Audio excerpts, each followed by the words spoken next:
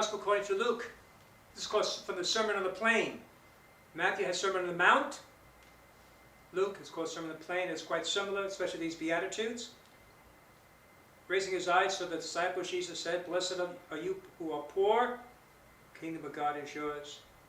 Blessed are you now who are hungry, you will be satisfied. Blessed are you who are now weeping, for you will laugh. Blessed are you when people hate you, when they exclude and insult you and denounce your name as evil, on account of the Son of Man." The Gospel of the Lord. Today's the feast of St. Peter Claver. And I tell you what, it couldn't come at a more appropriate time, because right now we see what our society was going through. And this upheaval, riots, protesting, and people being accused of racism. There's one person who wasn't a racist. It's St. Peter Claver, whose feast we celebrate today. He's the patron saint of slaves, the Republic, and also the Republic of Colombia, and ministry to African Americans. You may have come across a predominantly African American church in the Catholic world. A lot of times they have the name St. Peter Claver, in honor of him.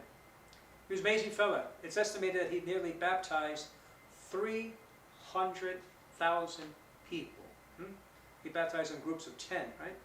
He heard the confessions of over 5,000 slaves per year. He's an incredible fella. And he had a great, like I said, heart and love for the slaves.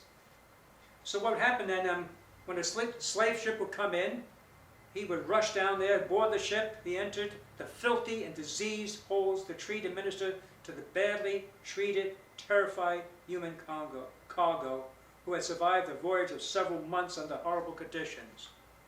So he went right in the midst of them, in the worst situations, and what those slaves had to go through. The enslaved people, terrible. But he went among them. In fact, it was difficult to move around the ships because the slave traffickers had filled them to capacity. And then read that, said that how terrible it was that they couldn't even, they had to sit in that tight space and couldn't move. The treatment they received was beyond imagination. And they were, actually, the slaves were told they were being taken to a land where they would be eaten. All right? And so here Peter was a whole different image for them. I love that he would go there and join them with medicine, food, bread and brandy, lemons and tobacco. And with the help of interpreters, he would speak to them and share them the faith. He was an incredible man, incredible love for the slaves. And when the ships weren't coming in, there was a break. He would go out to the plantations, and there he would visit them, working among them, catechizing them, and being with them. He loved them. He was incredible. And during these missions, whenever possible, he avoided the hospitality of planters when he went and overseers, but instead he would lodge in the slave quarters.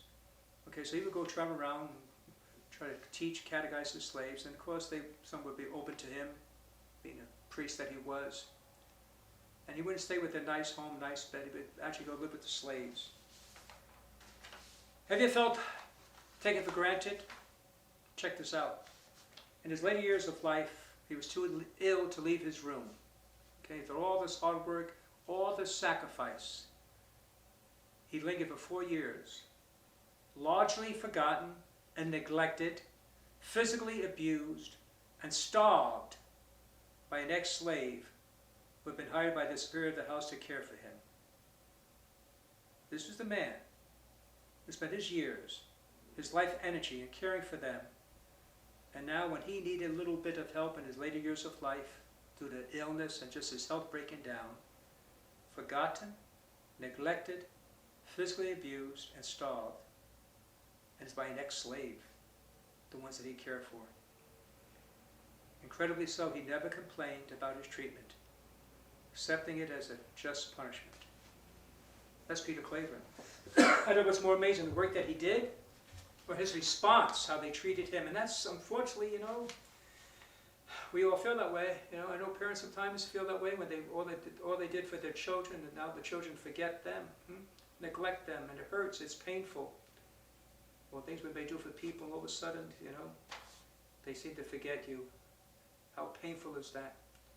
So may Peter Claver, who had a great love and great compassion, be an inspiration for us.